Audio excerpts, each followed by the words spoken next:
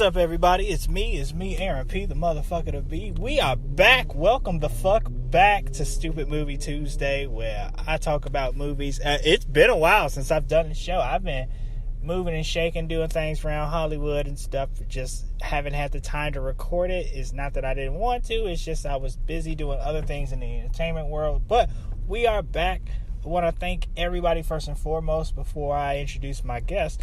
Thank you guys for subscribing, listening to the show, sharing it with your friends, families, relatives, fuck buddies, co-workers, enemies, frenemies, everybody, I guess, you know. So that I have a very special guest. We've been trying to do a podcast together. We actually do a podcast together, actually, by proxy. This is my trivia co-host, Lance Vogler. Everybody say, what up, Lance? How you doing? What's happening? How are you guys doing? We just finished doing trivia. We had a good time. We did. It was pretty cool. And we literally just finished. So I want to apologize to anyone if all of a sudden in the middle of this I start cursing uncontrollably, because I am going to be driving in LA as we go. This is a special show. We literally just left Dave & Buster's for trivia, and we are driving. Don't worry, everything is safe.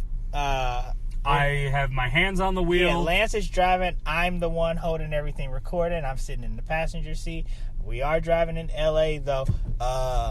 Actually, just a side note, this has absolutely nothing to do with y'all motherfuckers listening to this shit. You may have to get off a little bit earlier because Sherman Way might be closed. Okay. Me and Lance live in the same neighborhood, so... We live on opposite ends of the hood. Opposite ends literally of the hood. Yeah, we... And it's not the bad hood. No. It's just... You are on the, how can I put this? They know. Evicted furniture side. Yeah. I am on the shopping cart side. Right. So I've got shopping carts everywhere. I have nothing but fucking furniture and shit left out on the fucking lawn of my apartment complex because somebody's always getting evicted. And Lance, it apparently is a fucking shopping cart graveyard where you live. So. We prefer to call it fort. Okay. It is a fort. There's a moat. It just looks like a really bad ECW wrestling match. Yeah. Like, that's really basically does. the best way to describe it. There's also a guy bleeding out in front of my apartment building right this moment. However, since we both live in such, like, crappy neighborhoods and stuff, there are some hidden gems in both of our neighborhoods. Like, they're building up mine to look very nice. I have the freeway overpass where a car fell over it and killed 18 homeless people. That happened. So, no, they're not doing anything with my neighborhood. All right, well, okay. They're pushing them out of your neighborhood and into mine. Because we got a new gym. We're building up new apartment complex, like family homes and shit. I have family homes that have one room. I haven't seen a street walking hooker in weeks on my block. They haven't made it to my place yet, because you won't see them on the street once they get to my place either, because they'll be in my apartment. There you go. So we do got a movie to talk about. I actually realized that I've never talked about this movie before on this show. And Lance and I, we've both seen this movie, and we've both had our opinions on it. We've actually made this movie better in our heads a couple times. Yeah. We're talking about Batman versus Superman. And buckle the fuck up. Yeah. I don't know if we have 2 hours, 2.5 hours, 3 hours, 4 hours. This review is not going to be as long as that fucking movie. I'll tell you that. Damn sure. Golly. So we can both agree that a major problem with this movie was how fucking long it was. Yes. Batman vs. Superman: The Dawn of Justice, and I've said this shit a million times. If you have to subtitle a movie called Batman vs. Superman, you didn't make a good movie. No, you didn't. You didn't. That title, Batman vs. Superman, should stand alone. I would even go so far as to say, if you have to subtitle a movie that features either the word Batman or Superman, that's not a sequel already. No, I mean, even if it is a sequel, you might be getting into some weird places. I just thought about that. No Batman movie has ever had a subtitle. I just thought about that. Some of the cartoons have. That's different. That's different because, like, I will give a pass to Batman Beyond because it's not just Batman. Right. And Return of the Joker is one of the finest. Mask of the Phantasm was great. Yeah. And those are like the names of the stories themselves. Yeah, because those are like basically they're like the elongated episodes. Yeah, they're just long episodes. But when you look at Superman, The Quest for Peace, you know what I mean? Yeah. That was a terrible fucking movie. Was that the Richard Pryor one? No. That one doesn't have a subtitle. That was just 3. That was just 3. Okay. Yeah, Quest for Peace. That was Nuclear Man. That Lex Luthor kept pronouncing Nuclear Man. Yeah. I mean, if you have Superman or Batman in your movie, you shouldn't need a subtitle. Not at all. Now, if that is in the title of your film, unless it's an animated feature where it's one of the many stories of these characters, you shouldn't need a subtitle. You should need a subtitle. No. Also, this movie is just like a testament of like how clumsy like the DC studios are with trying to build a universe. Like they just try to force feed everything into it at once instead of like gently like building up to shit, you know? I want to say that we are a little bit removed from doing this, obviously, because it's been almost about a year and a half. About a year and a half. So let's take it back from are and say were. Let's put it in the past tense. They were building a universe. They were building it. They're still building it. But they were clumsy. We don't know if they're still going to be clumsy because they did just have a big success, and maybe they've learned some lessons. Yeah, but we will see. We will see when the next one comes out in a month and a half if they actually learn from that shit. We'll actually see. So we'll not talk about that part of it then. Right. However, this movie did have some monuments in it. It introduced Wonder Woman in a live action feature for the first time. Yes. That's never happened. We got Crybaby Superman. Yeah. We got Crybaby Lex Luthor. But you know what? Lex Luthor wasn't that. I actually enjoyed that version of Lex Luthor because, you know, if everybody else is going to be super fucking serious all the time, somebody has to kind of be comic relief. You know, look, I get it. He's not like that at all in the comics. I get that. I get it. I mean, if you're going to go with that, if you're going to go with a wacky Lex Luthor, let's take it all the way back, take all of the Luthor Corp out of it, and go back to when he was a mad scientist in the beginning of Superman's run. Well, now, he did do some mad science in this shit, He did do some mad science in it, but you're going to have to dismantle LexCorp and get rid of the entire fact that he's a legitimate businessman, because that's not the same Lex Luthor. You can't have a Lex Luthor who is a mad scientist who is running a billion-dollar company. True. Now, because stoic men who run the Wayne Enterprises board run billion-dollar companies. Right. Now, and here's another thing about people's alter egos and what they do for a living. How shitty of a reporter is Clark Kent that he doesn't know who Bruce Wayne is on site? I was trying to figure out if they were bringing that into it, because in the comic books, I am a DC fan. Okay, let's back it up.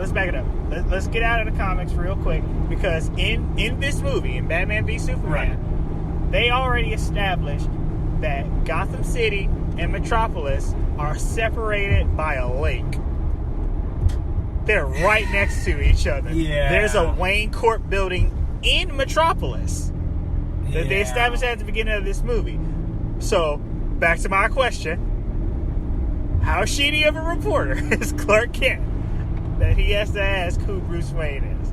Based on this movie. Yeah, okay. Oh, okay. I thought that you were going with a different way with that question. I thought that you were doing the Bruce Wayne is Batman. How does he not know? No, in the world that they created. You're right, yeah. No, Clark Kent's a terrible reporter. Yeah. How he has a job is beyond me. How the print medium still has that large of an office building is beyond me. Yeah. People are still buying newspapers, apparently, in Metropolis. And Again, the sun only shines in Metropolis. We've yet to see Gotham in the daytime. Also, spoiler alert for those who haven't seen Batman vs Superman. Bruce Wayne's parents die. Oh, yeah. Yeah. I never knew that before. No one has ever touched on that. I counted. That is the 8th time that they've been shot on film since 1989. Yeah. Yep. Bruce Wayne's parents have been murdered on film more times than Krypton has exploded. Yep. And I think more times than Uncle Ben has been shot in Spider-Man, too. Yeah. Yeah. Yep. Yeah. Because, man, Uncle Ben takes those bullets, yo. Yep. But Martha and Thomas Wayne, god damn, do they like getting shot. And Alfred's a shitty butler because Batman could have easily have not been a thing if he would have took him to grief counseling. But, yeah. But so story-wise, let's if we can talk about story. What the fuck was the plot of this movie? Okay. So the problem with this movie is that what the fuck was the plot? I don't know. There were here's the issue. It's not what is the plot of this movie. Again, I'm gonna get very specific with words here. The question is, what are the plots? Yeah. With a very hard S. Yeah. Because what they did was they took about 9 different plots. Oh my god. And just jammed them together. Kind of like you would take your 12-inch G.I. Joe and your sister's Barbie doll and mash them together. Like I was like when I watched this movie in theater and I own it too, so I watched it at home too. Like, did you watch the extended cut that makes it even better? I watched the extended cut and it tried to make it better. It just made it longer and like right because it took another plot and jammed it in exactly. I want that extra half hour. Did not help, but we were watching it. You know what I need in a movie about guys who fly around and have superpowers? What? Exposition. Yeah. It was a lot of talking. It sure was. Like a lot of, and some of the talking points weren't as boring as we're making it sound. I know we sound like we're just tearing this fucking movie apart, but there were some things in this movie that was brought up that I would have loved to have watched a movie about that. Like someone said, why do we need Superman? I would love to see a movie because you know what? That's even a better title for this movie than Batman v Superman: Dawn of Justice. Let's call this movie "Why Do We Need Superman?" Because like the thing is, in this day and age, people are so fucking cynical, and this has been a problem with DC Comics as a whole, that they create superheroes that you're supposed to aspire to be like. Whereas Marvel creates heroes that, hey, I could be that person, you know? I think it toggles back and forth between those two attitudes. Depending on the heroes that you're looking at and shit. Because, I mean, everybody has a fucking flaw in Marvel, is what I'm saying. Well, I've seen a lot of back and forth over the last couple of years with DC coming up with the more of, hey, I could be that, and a little bit more of the let's clean up Marvel and make it family friendly. Yeah. Like,